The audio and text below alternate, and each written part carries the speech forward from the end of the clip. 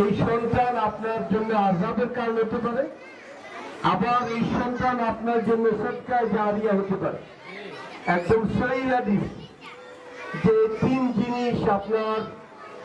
তিনটা জিনিস আপনার যখন দুনিয়ার আমল, আপনি যখন মৃত্যু চলে আসবে, দুনিয়ার আমল বন্ধ হয়ে যাবে, যে জিনিস আপনার জন্য জারি থাকবে সেটা হলো নেক সন্তানের দোয়া।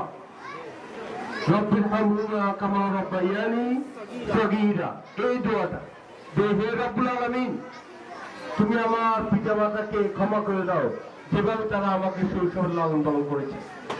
এই সন্তান যদি আপনাকে তৈরি করতে হয়, প্রত্যেকটা মুহূর্ত আপনাদের ফিকির থাকতে হবে যে আমার সন্তানকে আমি একজন আদর্শ সন্তান হিসেবে পৃথিবীতে রেখে যেতে চাই।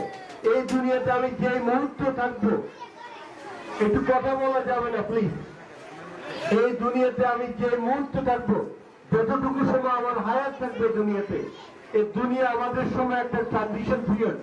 এই ট্রানজিশন পিরিয়ডে আমাকে আল্লাহ রাব্বুল আলামিন আমাকে আমার যে সন্তান দিয়েছে, এই সন্তান আমাকে শুধু যে আমরা হাজবেন্ড এন্ড ওয়াইফ হওয়ার কারণে হয়েছে এটা না, এটা আল্লাহর পক্ষ থেকে আমাদের জন্য অনেক বড় পরীক্ষা।